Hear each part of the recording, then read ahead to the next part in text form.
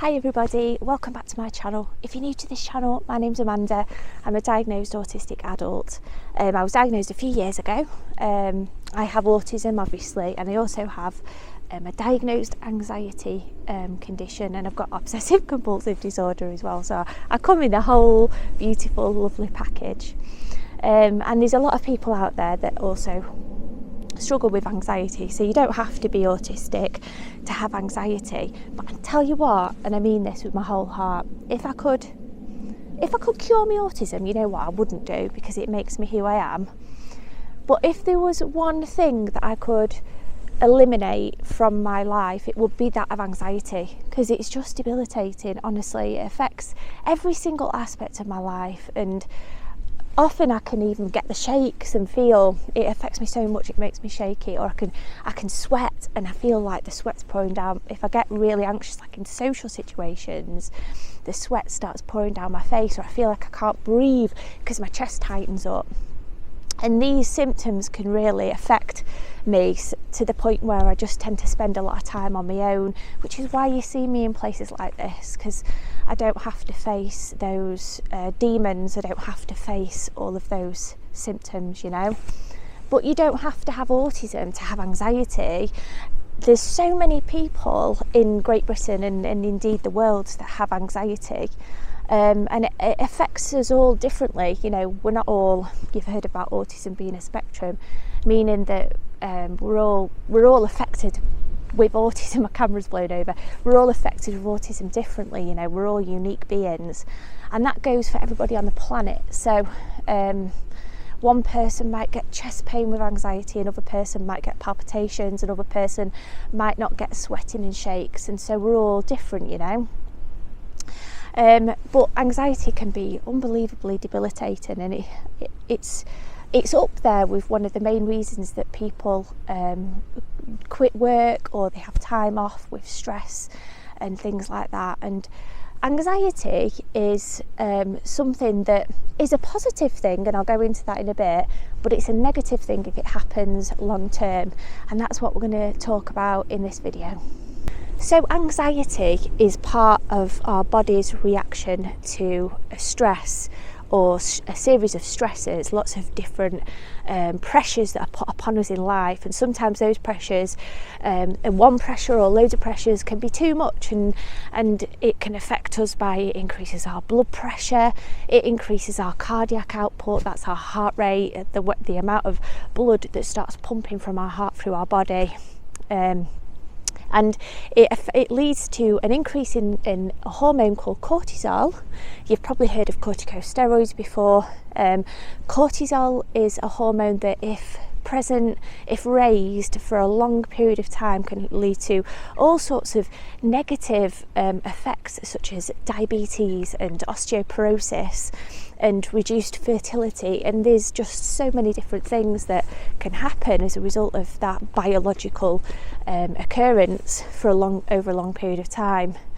And you've probably heard of the fight-flight response with anxiety, which is a perfectly natural response, and anxiety is a perfectly natural emotion. Let me just say that, if it's experienced short term. So we all rely on anxiety. If there was a dinosaur chasing me now, my cortisol would be raised, my cardiac output would increase, my blood pressure would increase, the blood pumping around my body would increase, my respiratory rates would go up, and I would feel this need to flee, to either stay and fight it or to run and flee. And so anxiety is there to protect us due to evolution as a survival mechanism.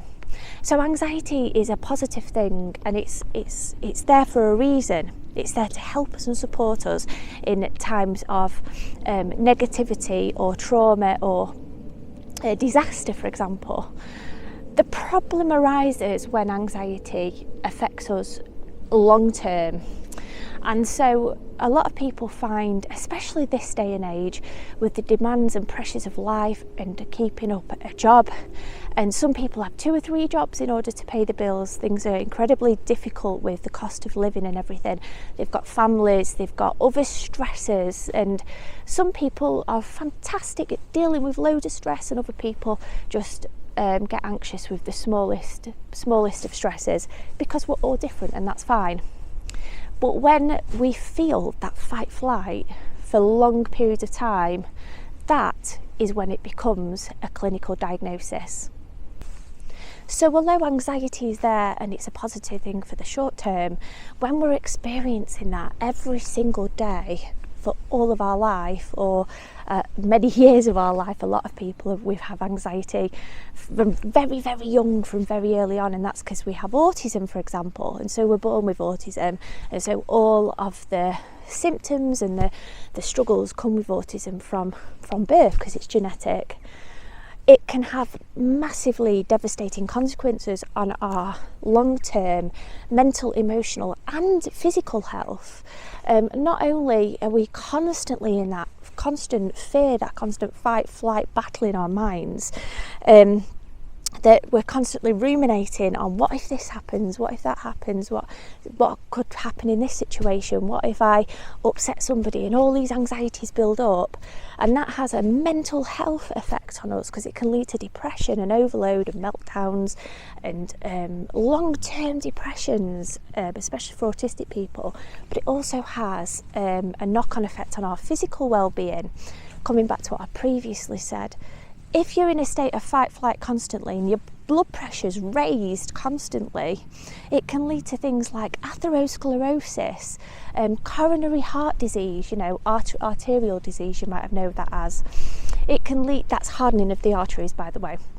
It can lead to raised cortisol levels, cause the blood sugar levels, the glucose levels to be released, as the pancreas is affected as a result of that. And that can cause hyperglycemia, which long-term hyperglycemia can then cause diabetes. Diabetes can have a knock-on effect on the rest of our body, because it can lead to peripheral neuropathies, nerve damage in the fingertips and the feet, for example. There's an increase in cardiovascular disease with diabetic patients. So you can just imagine, as an example, the long-term effects of anxiety. They not only debilitate our mental health, they really do cripple our physical health as well.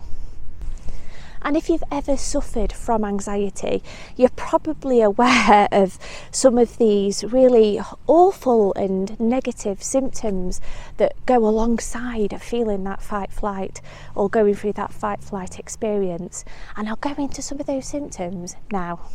A lot of people that experience anxiety, one of the first symptoms that they might experience is this intense, overwhelming sense of doom.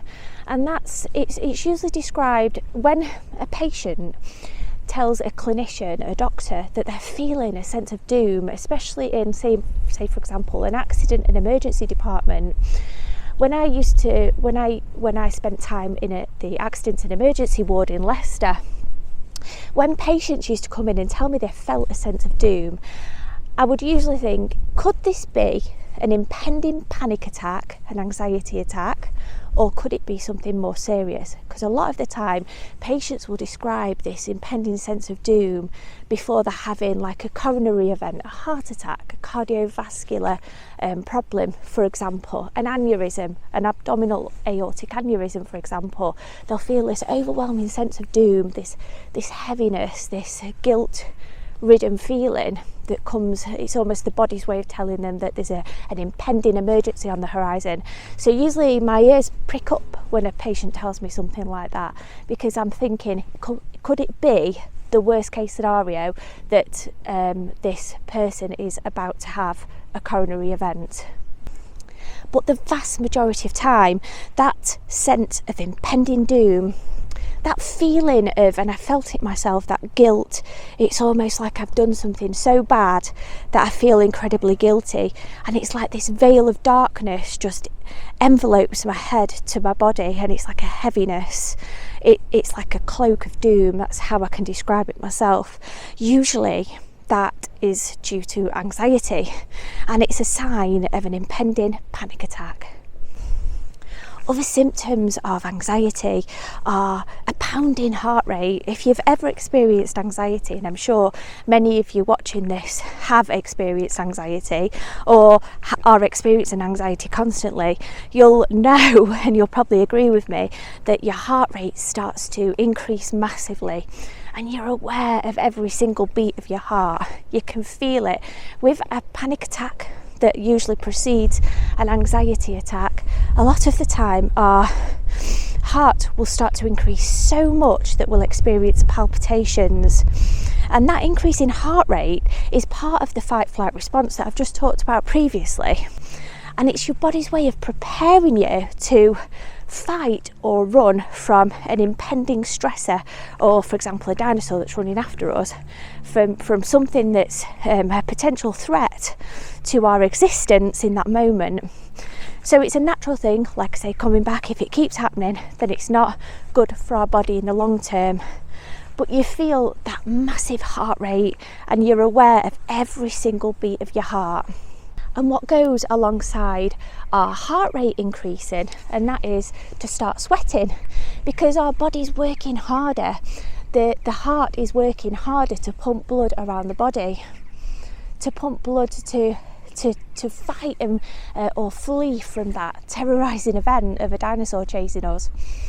And so as a result of the body working harder and the cardiac output increasing, then you start sweating. It's one of the signs that it really affects me when I get anxiety, and I'm really then self-conscious because I feel like everybody's aware of this sweat pouring down my head. That makes it worse because then I'm feeling like people are judging me, and then I get more panicky, and so it's like a snowball effect, which is what anxiety usually is. It's this snowballing effect, this accumulation of worries where we just keep ruminating over the same thing, and that eventually can lead to a panic attack. And with all these things happening, with cardiac output increasing and the heart working stronger, you notice that you start to breathe faster and the respiratory rate starts to increase. And again, that's your body's way of taking more oxygen in order to escape from that stressor in that potential fight-flight situation. For some people and for some patients that I've treated in the past, people will, and it's happened in the past in accident and emergency in the years ago, some people will come into the hospital setting and they'll say that they've got this intense chest pain and they feel like they're having a heart attack, and their chest feels like it's squeezing so much that they feel like they're having an impending cardiac arrest. Obviously, that's really concerning to us.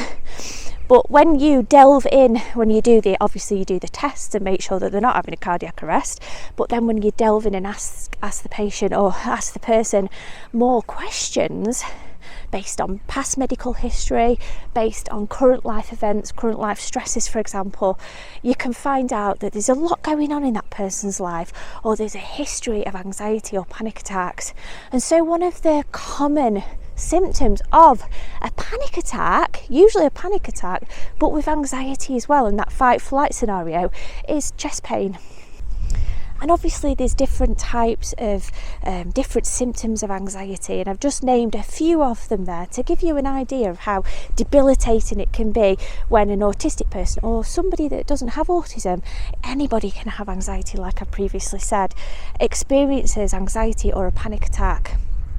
And the symptoms can vary from person to person, but you can see with me explaining some of them, people feel like they're literally having a heart attack, that the symptoms are absolutely genuine, and they're so severe that they really do cripple our ability to perform in our daily lives.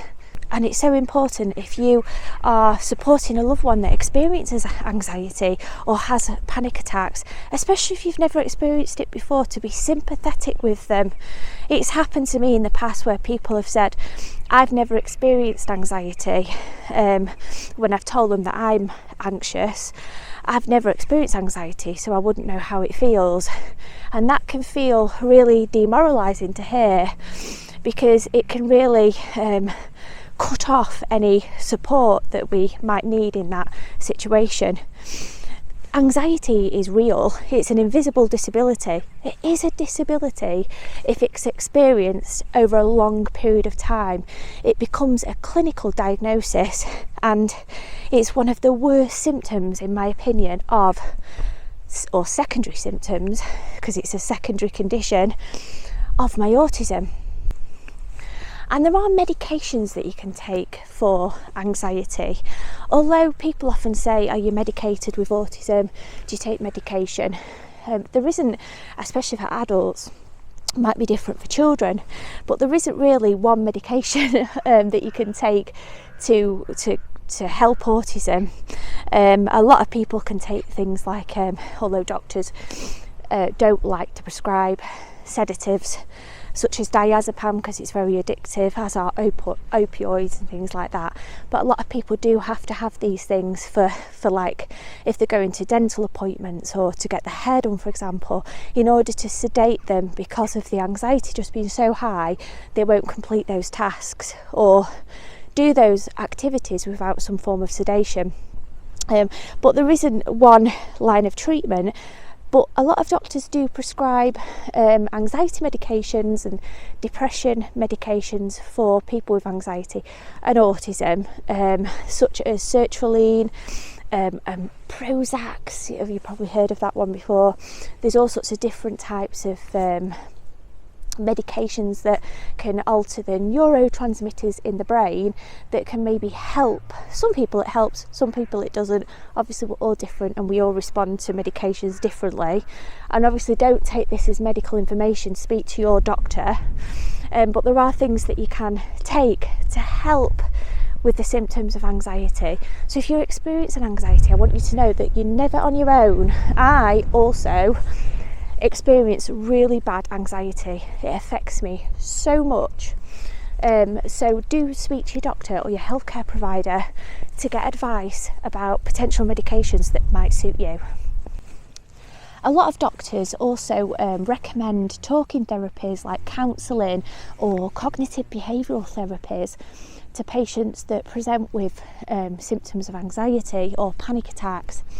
And while that's really fantastic and it's really good of the hospitals, I've said it before, to support autistic people, because our brains think very different to non-autistic people, these services such as counselling, like the standard traditional counselling or the cognitive behavioural therapies, for example, might not benefit us the same as it does for non-autistic people, and that is because our minds think so much differently to other people. So our way of interpreting information given to us can be different. Our way of responding to information and giving answers back can be different. And also as well, we can misinterpret things that people say to us, and likewise when we give answers back, other people can also misinterpret what we've said. So a lot of the time, although it's great that the services are there, it doesn't actually fit well in the autism community. It might for some, because obviously, like I say, we're all different. Our minds all think differently, so what suits one person might not suit another person. But in the vast majority of cases, what I've learned and what I've heard online and reading about people's experiences with autism and counselling and such, a lot of people don't tend to fit or like the traditional counselling that's suggested by healthcare. And so it would be really good if the healthcare, the National Health Service or doctors, nurses could tailor therapy for autistic people. And I think, do you know what I think would be fantastic? If these services were run by autistic people for autistic people, so that when we go to have this autism counselling for anxiety, for example, we know that we're speaking to somebody that understands firsthand, you know. You've heard of like Alcoholics Anonymous and places like that, and you're surrounded by people that are like-minded.